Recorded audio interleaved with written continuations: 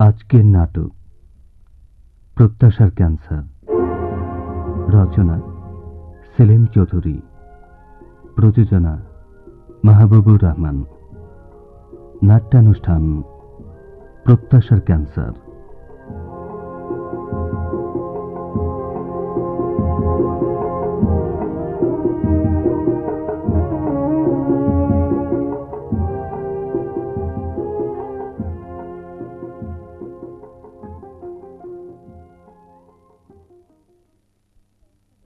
কে? ও sister. 10টা বেজে গেছে, আপনার ইনজেকশন দিতে হবে। বাতি নিভিয়ে চুপচাপ বসেছিলেন যে, শরীর খারাপ করেনি তো? কোনো ফার্দার ট্রাবল? না। That's good. আপনারা ভালো থাকলে আমরাও নিশ্চিন্ত। আসুন, ইনজেকশনটা দিয়ে দিই। কি হবে ওসব দিয়ে? কি হবে আপনি জানেন না? ইনজেকশন দিলে আপনি সেরে উঠবেন, রোগ যন্ত্রণা থেকে মুক্তি পাবেন। রোগ যন্ত্রণা? দিনের পর দিন যে যন্ত্রণা ভোগ করছি। কি হলো? না, কিছু না। দিন ইনজেকশন। ধন্যবাদ। আচ্ছা, একটা কথা জিজ্ঞেস করব? কি কথা বলুন? আপনি আপনি আবার কিছু মনে করবেন না তো? না না সিস্টার, মনের দিক থেকে আমি সবসময় অত্যন্ত উদার ছিলাম। স্টিল আপনি নিঃসংকোচে আপনার কথা বলতে পারেন। এইবার নিয়ে আপনি 3বার এলেন আমাদের এই নার্সিং হোমে। জানি।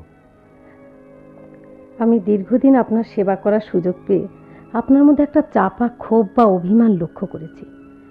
তাই ভীষণ জানতে ইচ্ছে করছে, এত বড় শিল্পপতি হয়েও কেন আপনি সবসময় নার্সিং হোমের উপর এত নির্ভরশীল, আর কেনই বা জীবনের প্রতি আপনি এত উদাসীন? আপনার সহানুভূতির মূল্য আমার কাছে অনেক সিস্টার, কিন্তু আপনাকে কেমন করে বলি সিস্টার। আমি একদিন স্বপ্ন দেখেছিলাম, অগাধ টাকা, খ্যাতি, প্রতিপত্তি বা শিল্পপতি হওয়ার স্বপ্ন নয়, জীবনের স্বপ্ন। সাধারণ সাদামাটা একটা সুন্দর জীবন। আমার একটা প্রত্যাশা ছিল, নিখাদ নিটোল প্রত্যাশা।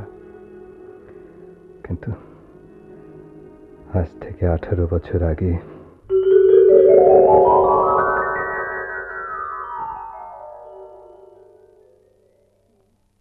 স্বপ্না, কি ভাবছো? ভাবছি কেমন করে কি হয়ে গেল। কোথায় ছিলে তুমি আর কোথায় আমি? আমরা বদলি হয়ে ঢাকা এলাম, পাশাপাশি বাসা হইল। তারপর তোমার সঙ্গে আমার পরিচয় হইল, সেই পরিচয়ে ঘনিষ্ঠতা।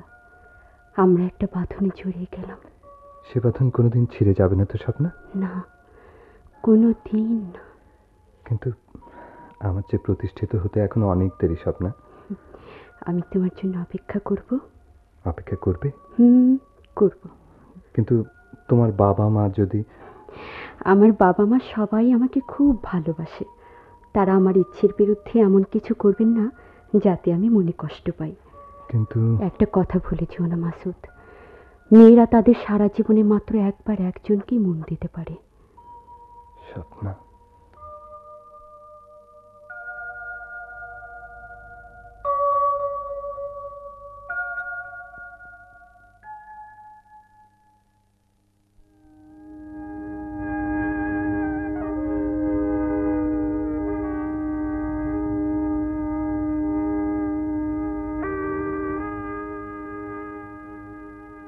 মাসুদ। ইউনুস, জানালার পাশে দাঁড়িয়ে কি দেখছিস অমন করে? আমারই বধূয়া আনবারি যায় আমারই আঙিনা দিয়া। হ্যাঁ, কি নির্মম পরিহাস। তবে দুঃখ করে কোনো লাভ নেই। স্বপ্নাকে তুই ভুলে যা। ভুলে যাওয়াটা কি এতই সহজ রে ইউনুস? না, তবু আজ থেকে সে হয়ে যাচ্ছে পরস্ত্রী। তাছাড়া যে মেয়ে তোর বিশ্বাসের কোনো মূল্যই দিল না, কি হবে তার কথা মনে রেখে?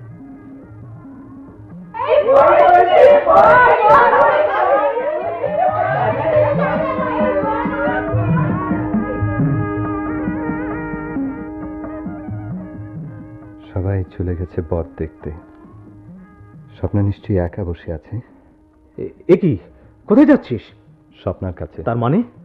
মানে আমি জিজ্ঞেস করব কেন সেইভাবে আমার সঙ্গে প্রতারণা করলো? কি অধিকার ছিল আমার এই জীবন নিয়ে ছিনিমিনি খেলার? তোর কি মাথা খারাপ হয়ে গেছে মাসুদ? এখন ওখানে যাওয়া কি তোর উচিত হবে, না তা ভালো দেখায়? তবু আমাকে যেতেই হবে, জানতে হবে কেন কেন সে আমার সঙ্গে প্রতারণা করলো। মাসুদ যাস নে, শোন মাসুদ, মাসুদ।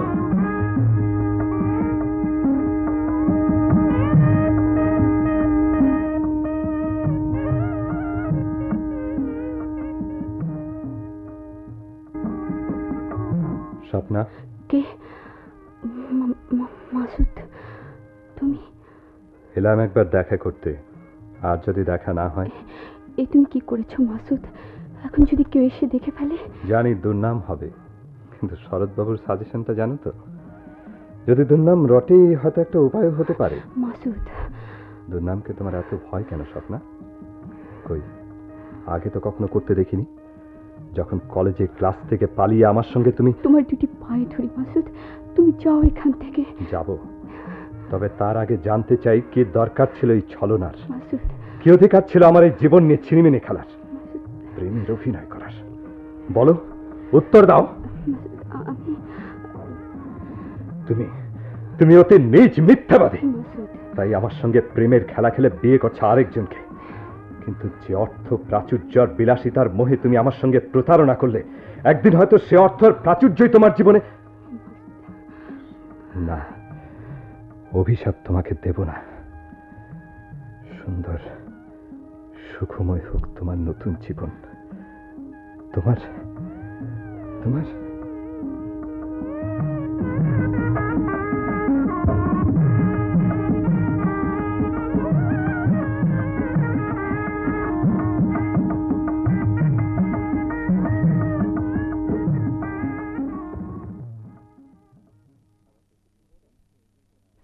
আমায় ডেকেছেন বাবা? হ্যাঁ, তোমার পরীক্ষার রেজাল্ট আজ বেরিয়েছে না? জি। তোমার উপর আমার অনেক আশা ভরসা ছিল। ভেবেছিলাম অন্যবারের মতো এবারেও তুমি ভালো রেজাল্ট করবে। কিন্তু ইউনুস পাশ করলো, অথচ ভালো ছাত্র হয়েও তুমি কিনা পাশই করতে পারলে না। কি আর বলবো তোমাকে, সবই ভাগ্যের লেখা। শুনেছ বোধহয় সামনের মাসেই আমার পেনশন হয়ে যাচ্ছে। জি। পেনশনের যে টাকার কটি পাবো, তা দিয়ে সারা মাসের খরচ চলবে কিনা তাই সন্দেহ। এমন অবস্থায় তোমার পড়াশোনার খরচ যে কি করে চালাবো ভেবে পাচ্ছি না। তাই বলছিলাম, একটা চাকরি বাকরি যদি জোগাড় করতে পারতে। চাকরি? হ্যাঁ, আমার বন্ধু মঈন চৌধুরী একটা প্রাইভেট ব্যাংকের জেনারেল ম্যানেজার। আমার মনে হয় তার কাছে গেলে একটা ব্যবস্থা হয়ে যেতে পারে। ঠিক আছে, যাব। বেশ, তাহলে দেরি না করে কালই তুমি আমার একটা চিঠি নিয়ে তার সঙ্গে দেখা করো। যদি হয় মন্দ কি, ইচ্ছে করলে চাকরি করেও তুমি পড়াশোনা করতে পারবে। আজকাল তো অনেকেই তাই করছে। আচ্ছা, তাহলে কালই যাব।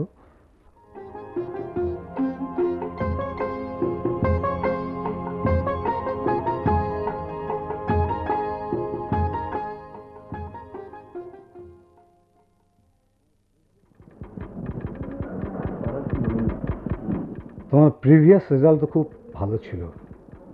ম্যাট্রিক আয়ে পাশ করেছো ডিভিশন নিয়ে। একটা ব্রাইট ফিউচারের সম্ভাবনা ছিল। তা পড়াশোনা না করে হঠাৎ চাকরির দরকার হলো? জি, মানে সংসারের চাপে পড়েই। Yes, I know. সংসারের জাতাকলে পড়ে অনেক সম্ভাব্য প্রতিভা অঙ্কুরেই নষ্ট হয়ে যাচ্ছে। অনেক ব্রাইট ফিউচার লোকচক্ষুর অন্তরালে নিশ্চিহ্ন হয়ে যাচ্ছে। হাউএভার, তোমার বাবা আমার ঘনিষ্ঠ বন্ধু। আমরা একসাথে লেখাপড়া করেছি। তিনি যখন তোমাকে আমার কাছে পাঠিয়েছেন, তখন ব্যবস্থা একটা করতেই হবে। আমি তোমাকে জুনিয়র ক্লার্কের অ্যাপয়েন্টমেন্ট দিয়ে দিচ্ছি। অফকোর্স, সততা নিষ্ঠার অভাব না থাকলে এখানেও উন্নতির সম্ভাবনা আছে। কাজকর্মে কোনো রকম অবহেলা হবে না, এই আশ্বাস আমি আপনাকে দিতে পারি। Good, very good. আমি লিখে দিচ্ছি, তুমি স্টাফ সেকশন থেকে অ্যাপয়েন্টমেন্ট লেটারটা নিয়ে যাও। জি। ইচ্ছে করলে কালও তুমি জয়েন করতে পারো। তাই হবে।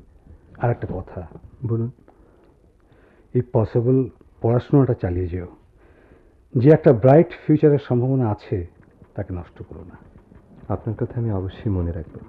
I hope so. Wish you good luck. যাও, অ্যাপয়েন্টমেন্ট লেটারটা নিয়ে যাও। জি, সালাম।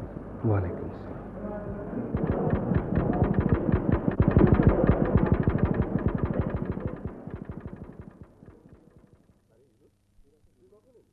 আরে ইউনুস, তুই কখন এলি? অনেকক্ষণ।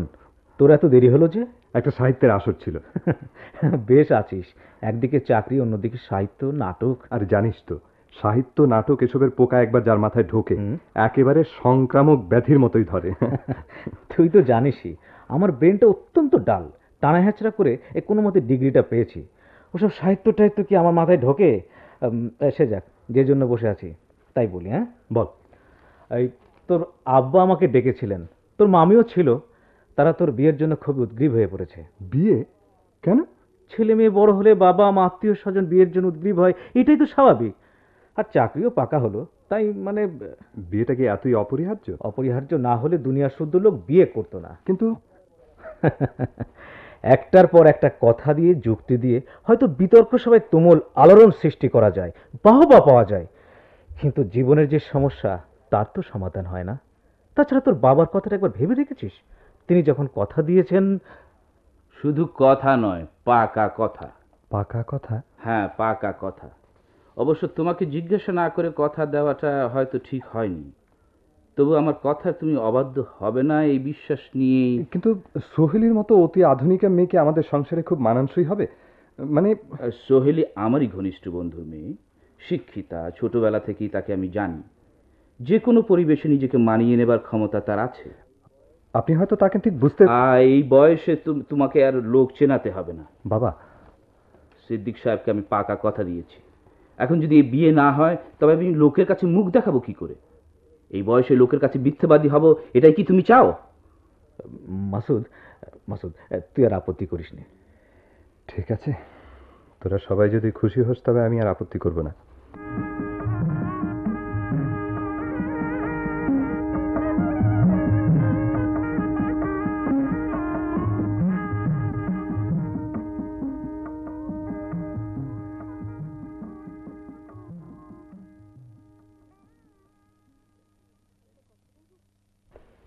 একটা কথা বলবো?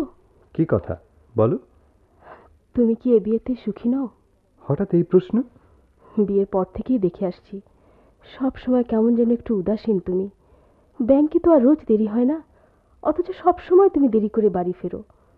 তাই মাঝে মাঝে মনে হয় আমার সঙ্গে বিয়েতে যেন তুমি সুখী নও, আর তাই আমাকে তুমি এড়িয়ে চলতে চাও। এটা তোমার একটা মন করার কারণ। তুমি তো জানো আমি তোমাকে বলেছি ছোটবেলা থেকে সাহিত্যের প্রতি আমার একটা ভীষণ অনুরাগ আছে। আমি গল্প, উপন্যাস, নাটক এ সমস্ত লিখি। সেই সূত্রে সাহিত্য নাট্য সংস্থার সঙ্গে আমার সম্পর্কও আছে একটা। সাহিত্য, নাটক এসব কি নিজের স্ত্রীর চাইতেও বড়? না, মানে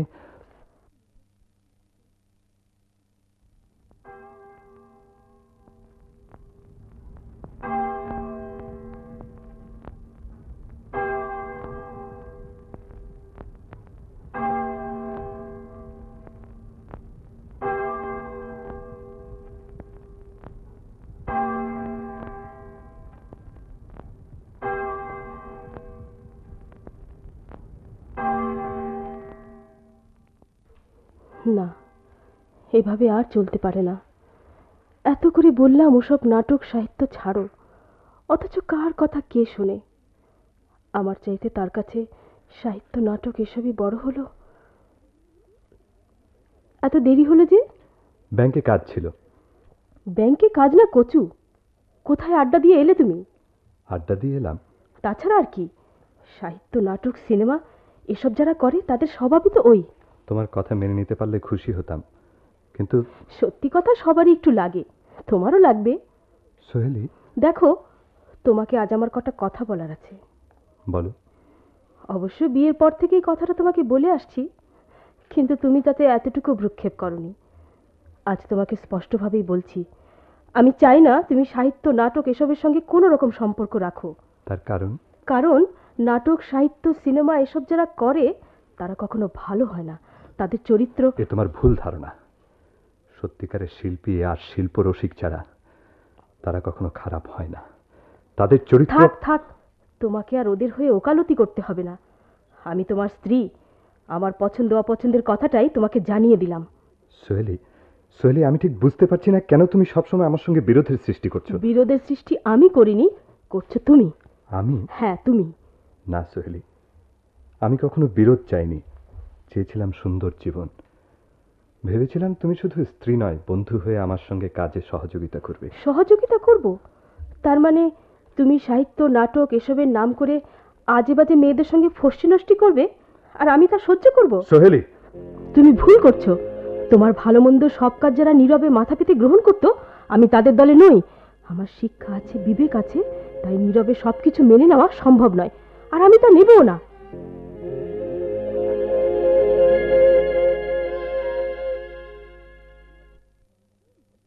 কি ওটা? একটা উপন্যাস। গল্প, নাটক, উপন্যাস, কত কিছুই তো লিখছো। তবু বুঝতাম যদি পকেটে কিছু আসতো। যারা লেখে তারা তো মনের তাগিদেই লেখে, পকেটের কথা চিন্তা করে তো লেখে না। এই জন্যই তো তাদের এই দুরবস্থা। তোমার কথা মিথ্যে নয়।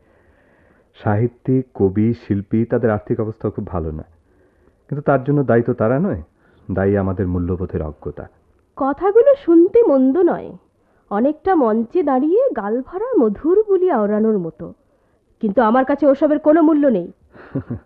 পৃথিবীর সব মানুষ যখন এক মানুষ নয়, তখন তাদের মতবাদ এক নাও হতে পারে। দেখো, তোমার সঙ্গে মতের মিল কোনোদিন আমার হয়নি, আজও হবে না, তা আমি জানি। আর তা নিয়ে তর্ক করতেও আমি আসিনি। আমি এসেছি একটা জরুরি কথা বলতে। বলো।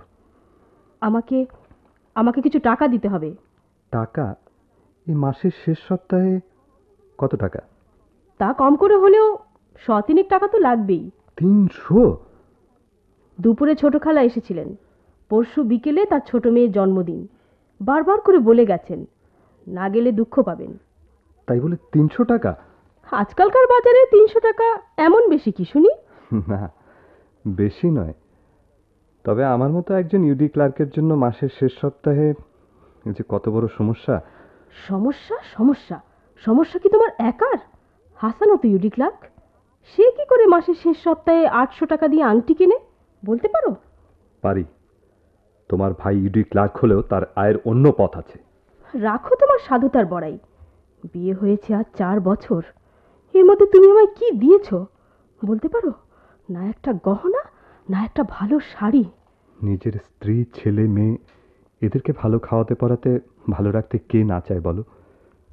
কিন্তু কি করব, ক্ষমতা যেখানে সীমিত। ক্ষমতা? ক্ষমতা? ক্ষমতায় যদি নেই তবে বিয়ে করেছিলে কেন? সোহেলি, তোমার কাছে এসে শুধু আমার জীবনটাই ব্যর্থ হয়নি, আমার মান সম্মানও যেতে বসেছে।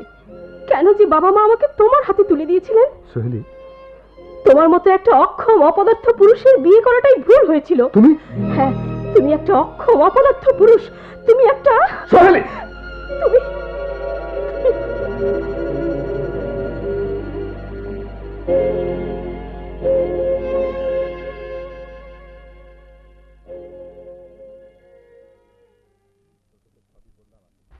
তোকে তো সবই বললাম আতিক। এখন যেমন করেই হোক আমাকে অনেক অনেক টাকা রোজগার করতে হবে। প্রমাণ করতে হবে যে আমি অক্ষম, অপদার্থ, দুর্বল পুরুষ নই। কিন্তু টাকাটাই যে সবকিছু, এই ধারণা তোর কি করে হলো? এটা আমার ধারণা নয় আতিক, বাস্তব অভিজ্ঞতা। বর্তমান যুগে টাকাই হচ্ছে সবকিছুর মাপকাঠি। টাকা থাকলে বন্ধু পাওয়া যায়, আত্মীয় পাওয়া যায়, হিতাকাঙ্ক্ষী পাওয়া যায়, সব কিছুই পাওয়া যায়।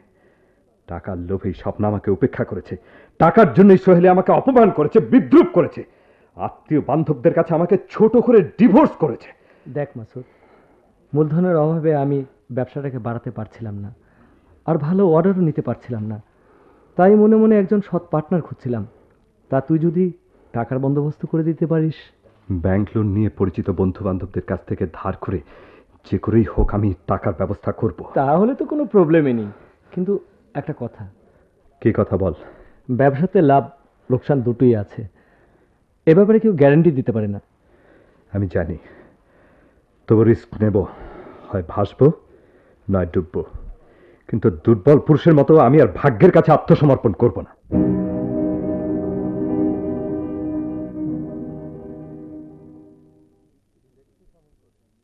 কি দেখছিস অমন করে? দেখছি তোকে। কোথায় ছিলি ব্যাংকের একটা সাধারণ কর্মচারী, আর আজ বিরাট শিল্পপতি। একেই বলে কপাল। কপাল? না মঞ্জু, যা কিছু দেখছিস তা অবশ্য ভাগ্য বা কপালের জোরে নয়। দীর্ঘ 10টা বছর রাত দিন পরিশ্রম করেছি। আমি ভাগ্যের সঙ্গে লড়াই করেছি। বলতে পারিস আমার সাধনা পরিশ্রমী আমার জীবনের মোড় ফিরিয়ে দিয়েছে। সাধনা, পরিশ্রম, ওসব নাটক সিনেমার সংলাপ শুনতে ভালোই লাগে, কিন্তু বাস্তবে তার কোনো মূল্য নেই। মূল্য নেই? না। সাধনা কি আমাদের ছিল না? না পরিশ্রম কম করেছি? কই হলো কিছু? আসল কথা হলো ভাগ্য। ভাগ্যলক্ষ্মী যাদের প্রতি সুপ্রসন্ন, তুই তাদেরই একজন। আঘাত, টাকা, খ্যাতি, সম্মান, বলতে গেলে একটা মানুষের জীবনে যা কাম্য তা সবই তুই পেয়েছিস। মানুষ কি শুধু টাকা, খ্যাতি, সম্মান এসবই চায়? আর আর কি কিছুই চায় না? আর আর কি চাইবে রে? না মঞ্জু, মানুষ শুধু অর্থ, খ্যাতি এসবই চায় না। তার চেয়ে অনেক বড় এবং অপরিহার্য হচ্ছে মনের প্রশান্তি। মনের প্রশান্তি? হ্যাঁ, but I am deprived of. কি যে বলিস, কিছুই বুঝি না। আমি কি সব বুঝি রে? বাদে ভাই, তুই তো কত জায়গায় যাস, তাই না?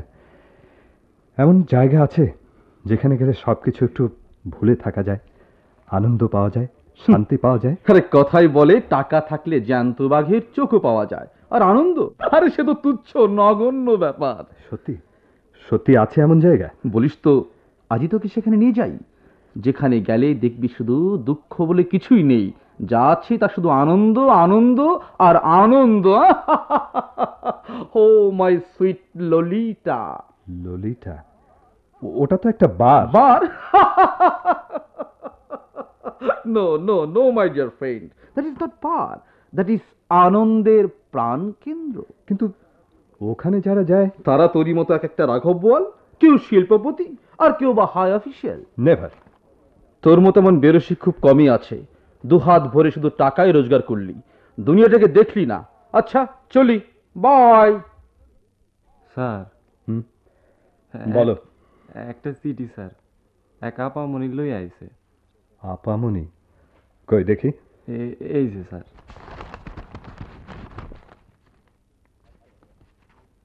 আসতে বলো। জি। বসুন।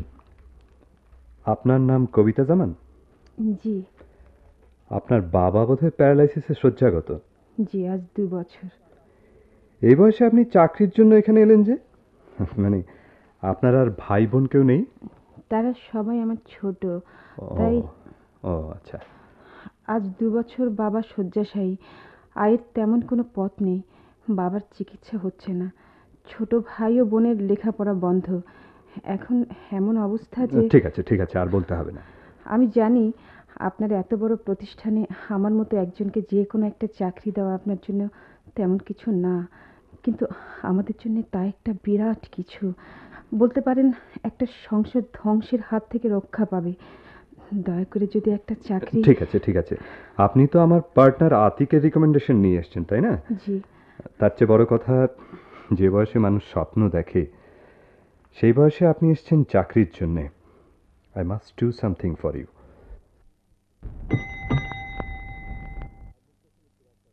স্যার। অ্যাডমিনিস্ট্রেশনের সিরাজ সাহেবকে খবর দাও। দিতেছি স্যার। আমায় ডেকেছেন স্যার? হ্যাঁ, ওই পিএর জন্য যে বিজ্ঞাপনটা দিতে বলেছিলাম তা কি প্রেসে চলে গেছে? আজ বিকেলেই গেছে। ও, আপাতত ওটা বন্ধ করে দিন। আর এর নাম হচ্ছে কবিতা, আমাদের আতিকের রিকমেন্ডেশন নিয়ে এসছে। আমি আপাতত চাকরিটা ওকেই দিতে চাই। এ তো ভালো কথা। তাছাড়া আতিক সাহেবের রিকমেন্ডেশন যখন রয়েছে। আপনি এক কাজ করুন, একে নিয়ে যান, এক্ষুনি একটা অ্যাপয়েন্টমেন্ট লেটার দিয়ে দিন, যাতে কালিও জয়েন করতে পারে। তাই হবে স্যার।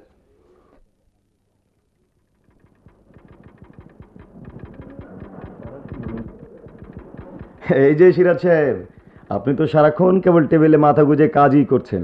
কাজের জন্যই তো আমাদের বেতন দিয়ে রাখা হয়েছে জহির সাহেব।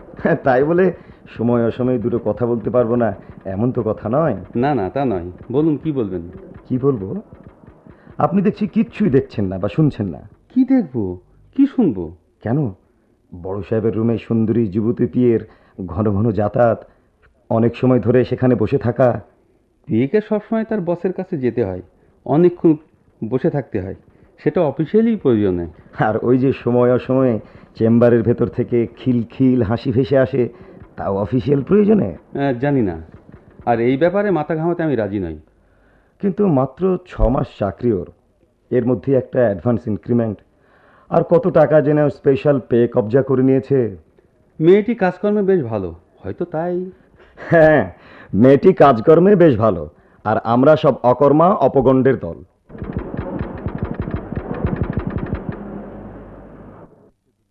দেখতে দেখতে 2 বছর কেটে গেল, তাই না কবিতা? জি। এই 2 বছরে আমি তোমার সঙ্গে অনেক ঘনিষ্ঠভাবে মিশেছি, এবং তুমিও আমার সঙ্গে। তাও কি বলার প্রয়োজন আছে? আচ্ছা কবিতা, এই যে মেলামেশা ঘনিষ্ঠতা, এটা কি তোমার আমার মধ্যে অন্য কোনো সম্পর্ক গড়ে ওঠেনি? অন্য সম্পর্ক মানে? মানে মানে আমি কি তোমার কাছে পরই রয়ে গেছি? কি যে বলেন আপনি! আপনি যদি পর, তবে আপনকে। সত্যি বলছো কবিতা? আপনি আমাদের জন্য যা করেছেন। থাক। আচ্ছা, কোনোদিন যদি শুনতে পাও যে আমি মরে গেছি, সেদিন কি তুমি কাঁদবে? কি যে আজে বাজে কথা বলেন আপনি! আচ্ছা, আজ আপনার কি হয়েছে বলুন তো? না, কিচ্ছু না।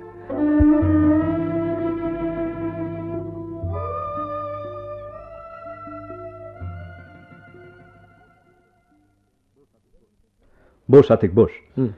ইদানিং তুই খুব কম আসছিস, ব্যাপারটা কি? বাড়ির কাজ নিয়ে ব্যস্ত, তাছাড়া তুই তো আছিস। ইন্ডাস্ট্রি তো আমার একার নয়, তোরও, তাই মাঝে মাঝে ভিজিট করা দরকার। তা কি খাবি বল, হট না কোল্ড? না, কিছু না। সে কি? ইটস নট প্রবলেম, হাতের কাজটা সেরে নে, তোর সাথে আমার কিছু কথা আছে। বল, কি কথা আছে বল। অবশ্য আমার কথাগুলো তোর খুব ভালো নাও লাগতে পারে, কারণ সত্যটা চিরকালই বড় অপ্রিয়। ভূমিকা না করে বলেই ফেল না, কি বলবি? ইদানিং তোকে আর কবিতাকে নিয়ে নানা রকম কানাঘুষা চলছে, জানিস? কেন? কেন তুই জানিস না? কবিতা মোস্ট সিনসিয়ার স্টাফ, তবু 2 বছর চাকরির মধ্যে তুই তাকে 4টা অ্যাডভান্স ইনক্রিমেন্ট আর 500 টাকা স্পেশাল পে দিচ্ছিস। কবিতা কাজকর্মে খুবই ভালো, ভেরি সিনসিয়ার অ্যান্ড অ্যাক্টিভ। কাজকর্মের প্রতিটি কর্মচারী সিনসিয়ার আর অ্যাক্টিভ, তবু তো এর ব্যতিক্রম আছে। ইয়েস, আই অ্যাডমিট ইট। তবু এ নিয়ে কথা উঠেছে, কর্মচারী ইউনিয়নের লোকেরা এটা নিয়ে বেশ সোচ্চার হয়ে উঠেছে। এটা ওদের বাড়াবাড়ি। বাড়াবাড়ি? তাছাড়া কি? সব দেশে সব সময় মেয়েদেরকে একটু প্রিভিলেজ দেওয়া হয়ে থাকে, কিন্তু অফিসের বাইরেও কবিতাকে নিয়ে ঘোরাফেরা, বেড়ানো, ওটা আমার ব্যক্তিগত ব্যাপার। মাসুদ, ব্যক্তিগত ব্যাপার অফিসের গণ্ডির মধ্যে টেনে আনিস না আতিক। আনতাম না যদি না এর সঙ্গে ইন্ডাস্ট্রির একটা গুডউইল জড়িত না থাকতো। ইন্ডাস্ট্রির বাইরেও একটা মানুষ আমি, আমার একটা মন আছে, জীবন আছে, সে জীবনে আশা আকাঙ্ক্ষা আছে, আর তা পাওয়ার অধিকারও আমার নিশ্চয়ই আছে। এসব কথার মানে? মানে মানে আমি কবিতাকে ভালোবাসি। আমি চাই কবিতাকে বিয়ে করে নতুন জীবন করতে। একজন এমডি হয়ে পিএকে ভালোবাসি, বিয়ে করব, কথা বলতে একটু লজ্জা হলো না তোর? ভালোবাসা তো কোনো শ্রেণীর বিচার করে না। বিয়ে হলেও কবিতা একটা মানুষ, আমার কাছে কবিতাই বড়, তার অফিসিয়াল পদ নয়। প্রয়োজন হলে সে চাকরি ছেড়ে দেবে। চাকরি ছেড়ে দেবে? হ্যাঁ। কবিতা কি তোকে এই কথা বলেছে? না, আমার দৃঢ় বিশ্বাস কবিতা আমাকে ভালোবাসে। কিন্তু আমার মনে হচ্ছে হয় তার সরলতাকে তুই ভালোবাসা বলে ভুল করছিস, নয়তো সে যা কিছু করছে তা একটা সুযোগ সুবিধা আদায়ের জন্য। কি বলছিস তুই আতিক? যা বলছি I think that is fact. তবে অপ্রিয় হলে না বলে পাচ্ছি না। তুই যদি কবিতার প্রতি এই স্বজনপ্রীতি ইমিডিয়েটলি বন্ধ না করিস, তবে ইন্ডাস্ট্রির স্বার্থে আমি তোর বিরোধিতা করতে বাধ্য হব। আতিক, তুই? আমি তোর শত্রু নেই মাসুদ, তোর বন্ধু, পার্টনার। তোর সুনাম আমার সুনাম, ইন্ডাস্ট্রির সুনাম। তোর দুর্নাম আমার দুর্নাম, তোর আমার গায়ের রক্ত দিয়ে তিলে তিলে গড়ে তোলা এই ইন্ডাস্ট্রির দুর্নাম। কথাটা ভেবে দেখিস। চলি। আতিক যা বলে গেল তাই কি সত্যি? আমি কি ভুল করছি, না কবিতা আমার কাছ থেকে সুযোগ সুবিধা আদায়ের জন্য?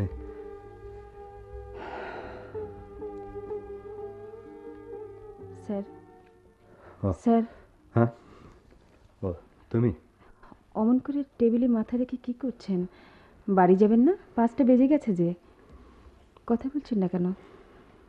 আপনি আপনি কি অসুস্থ? না, তবে যে জ্বালায় জ্বলছি তাতে অসুস্থ কেন পাগল হতেও বেশি দেরি হবে না। এইসব আপনি কি বলছেন? আমি যে কিছুই বুঝতে পারছি না। বুঝতে পারছো না?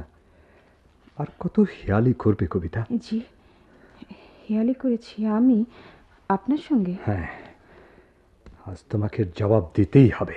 জবাব? হ্যাঁ, স্পষ্ট জবাব। তোমাকে বলতে হবে তুমি আমাকে। স্যার, আমি জবাব চাই কবিতা। কি চুপ করে আছো কেন? বলো, উত্তর দাও। স্যার, আমি আমি আপনাকে ভাইয়ের মতোই। না না, এ মিথ্যে। তোমার আমার সম্পর্ক ভালোবাসার সম্পর্ক। না, ভুল, মিথ্যে।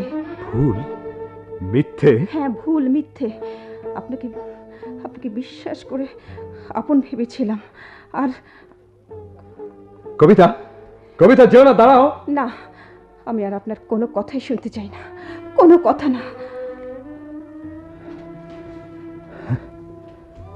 সব ভুল, সব মিথ্যে। এই যে মেলামেশা, ঘনিষ্ঠতা, সবই কি তাহলে ফাঁকি? আতিকের কথাই কি তবে সত্যি? সবকিছুই কি একটা স্বার্থ উদ্ধারের জন্য?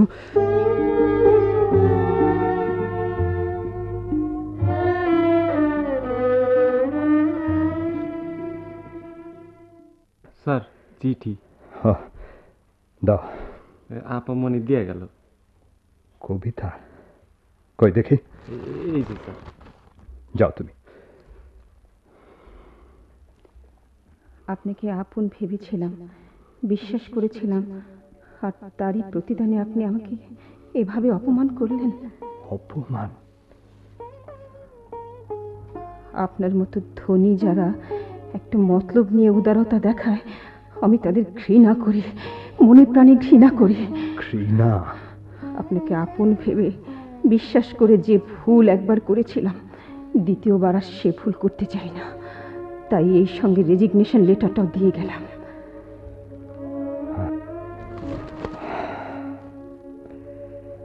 ভুল তুমি করনি কবিতা, করেছিলাম আমি। ভুলে গিয়েছিলাম ফ্রেলটি। তার নেম ইজ সোমান।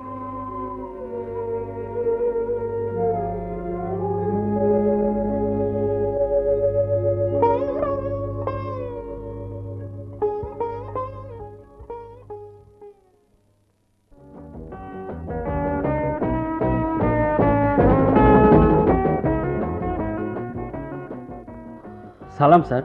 সালাম। কি দেব স্যার, জিন না হুস্কি? যা খুশি একটা নিয়ে এসো।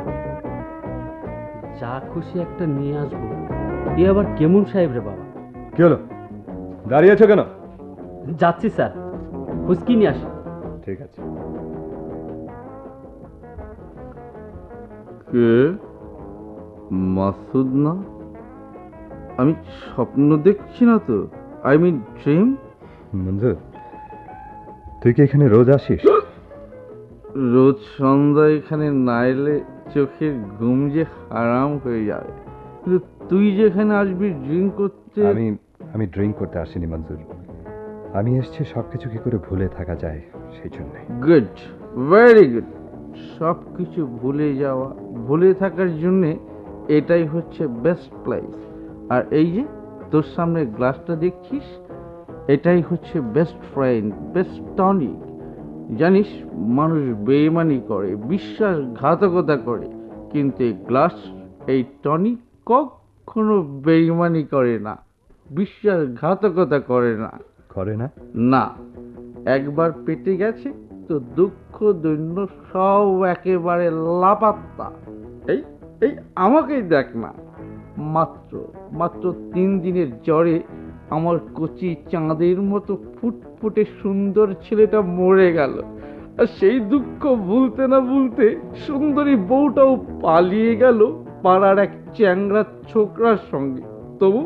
তবু কোনো দুঃখ নেই, সব দুঃখ ভুলে আছি এই দুঃখ নাশক টনিক পান করে। তুইও কর। হ্যাঁ, আমি চলি। হ্যাঁ,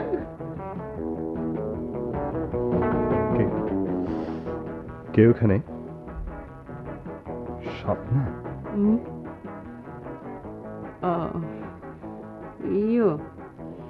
ইন্ডাস্ট্রিয়ালিস্ট মাসুদ চৌধুরী। থেকে। তুমি তুমি মদ খাচ্ছ স্বপ্না? ইয়েস, কেন খাবো না?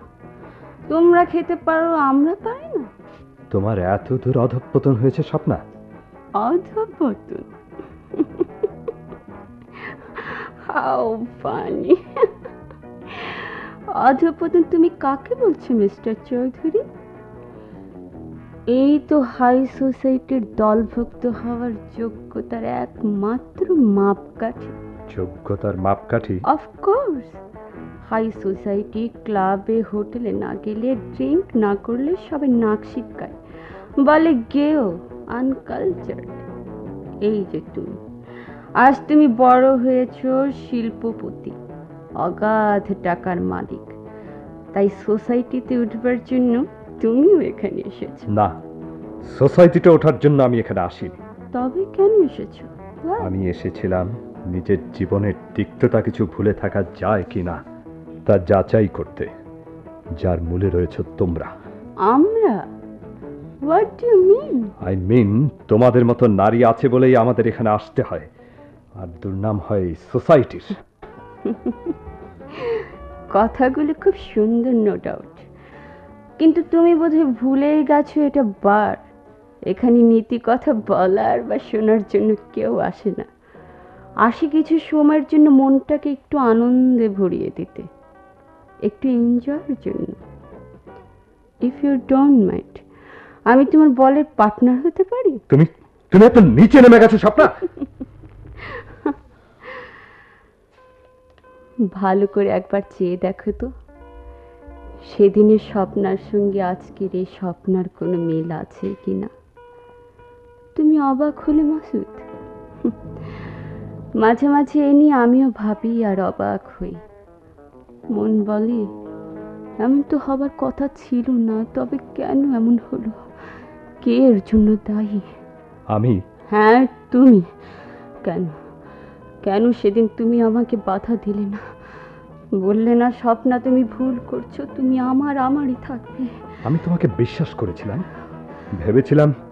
আমার চোখ অন্ধ হয়ে গিয়েছিল, তাই মনের দিকটা উপেক্ষা করে আমি হাত বাড়িয়েছিলাম প্রাচুর্যের দিকে, আর তারই পরিণামে আমি পারি। কিন্তু কিন্তু তোমার স্বামী?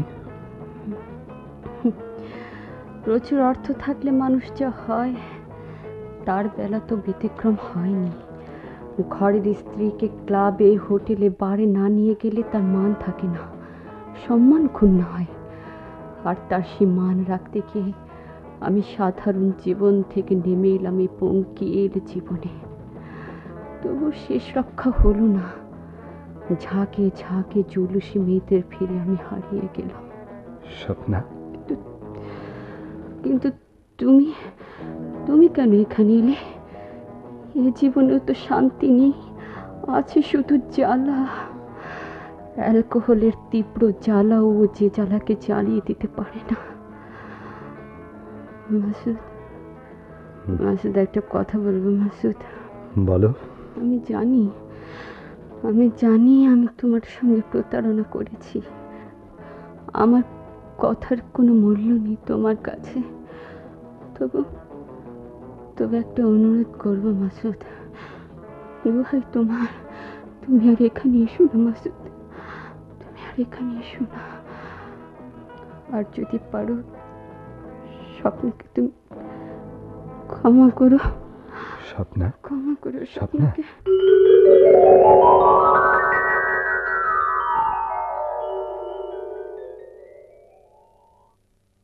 না, স্বপ্নার অনুরোধ আমি রাখতে পারিনি। জীবনের তিক্ততা ভুলে থাকার জন্যে মদকেই গ্রহণ করেছিলাম। নিয়মিত বারে গেলেও স্বপ্নার সঙ্গে আর দেখা হয়নি, সে আর আসেনি। সোহেলের কথা শুনেছি, সে নতুন করে ঘর বেঁধেছিল, কিন্তু সে ঘর তাকে তো সুখ দিতে পারেনি, শান্তিও না, দিয়েছে প্রতারণা আর নির্যাতন। আর কবিতা সেই যে গেছে, আর কোনোদিন ফিরে আসেনি। আমিও দেখা করবার চেষ্টা করিনি। স্বপ্না সোহেলি, কবিতা, এরা তিনজনই যেন আমার নিখাদ নিটোল প্রত্যাশার এক একটা ক্যান্সারের কীট। ক্যান্সার ক্যান্সার যেমন মানুষকে যন্ত্রণা দিয়ে তিলে তিলে জীবনকে ক্ষয় করে, এরাও তেমনি। কি হলো, আপনি তো কিছুই বললেন না, শুধু আমার মুখের দিকে চেয়ে কি যেন ভাবছেন মনে হচ্ছে। না না, কে ভাববো? দেখুন সিস্টার, মানুষের জীবনে অনেক সময় অনেক কিছু কথা বা ঘটনা থাকে যা হয়তো ইচ্ছা থাকলেও সঙ্গত কারণেই কাউকে বলা যায় না। আপনি কিছু মনে করবেন না সিস্টার। না না, মনে করার কি আছে। আপনি এবার শুয়ে পড়ুন, আমি যাই। শুভরাত্রি। শুভরাত্রি।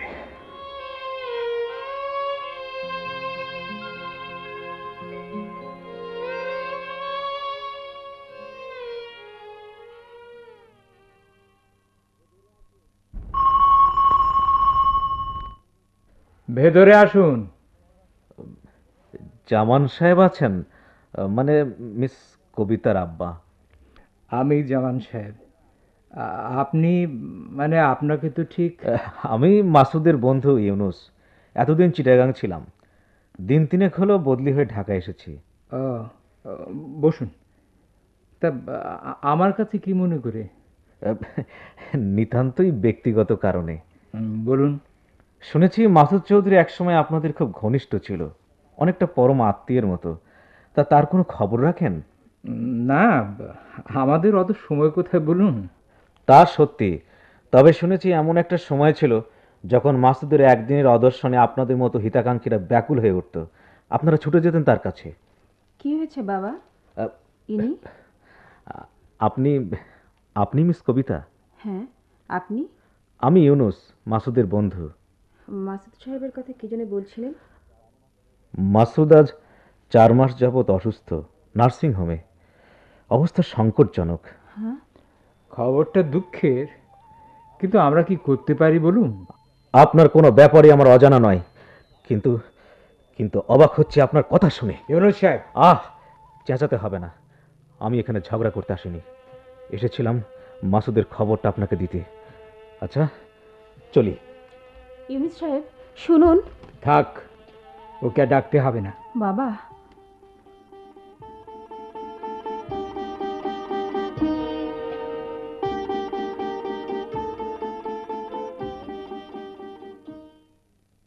মাসুদ সাহেব অসুস্থ, নার্সিং হোমে। অবস্থা? হ্যাঁ, কিন্তু ওর জন্য কে দায়ী বলতে পারো? কে? তুমি। আমি? হ্যাঁ তুমি। তোমার জন্য মাসুদ চৌধুরী মদ ধরেছে, নিজেকে ধ্বংসের মুখে ঠেলে দিয়েছে।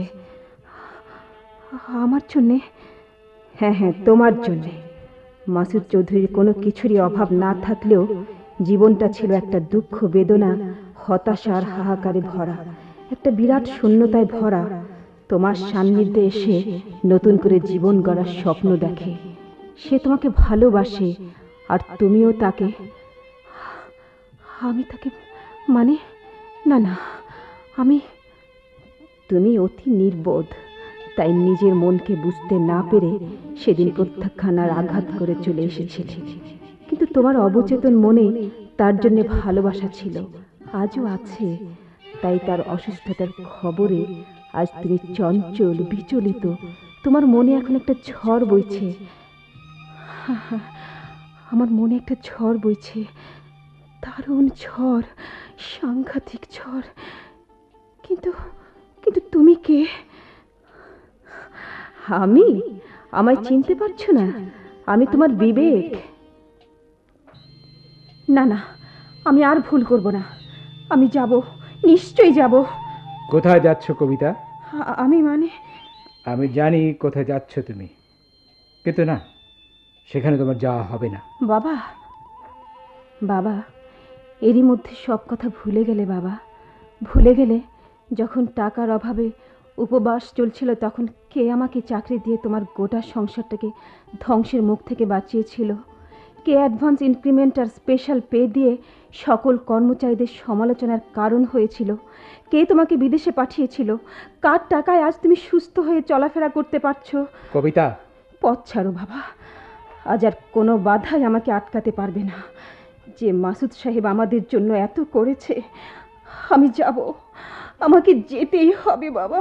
কবিতা, বাবা, কবিতা।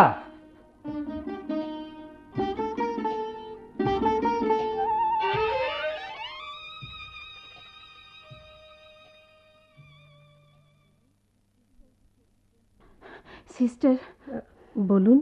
মাসুদ চৌধুরী কোন কেবিনে আছে বলতে পারেন? আপনি? আমি কবিতা। আমি দুঃখিত, তার সঙ্গে তো আপনার দেখা হবে না। দেখা হবে না? না না না সিস্টার, অমন কথা বলবেন না, আমাকে যে তার সঙ্গে দেখা করতেই হবে। বেশ, আসুন আমার সঙ্গে। না না না, হয় না, হতে পারে না। মাসুদ, মাসুদ, মাসুদ, চোখ মেলো, আমার দিকে তাকাও।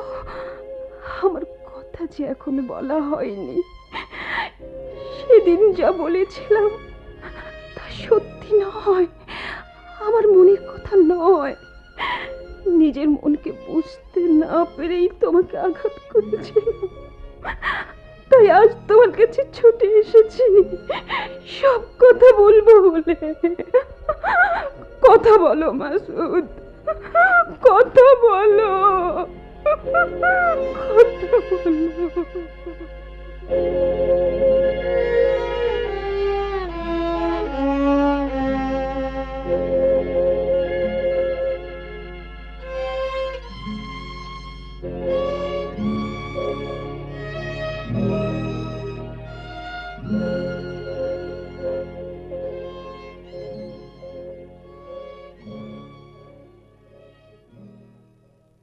প্রত্যাশার ক্যান্সার নাটকের অভিনয় শুনলেন। রচনা সেলিম চৌধুরী।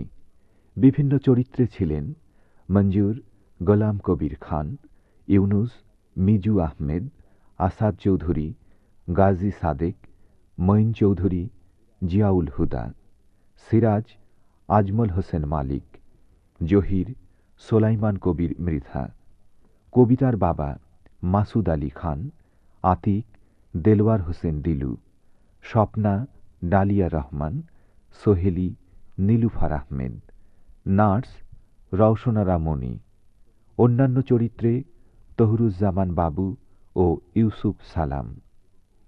মাসুদ এবং কবিতার ভূমিকায় মাহমুদ সাজ্জাদ ও ডলি জহুর। শব্দগ্রহণে মাহমুদুল আলম।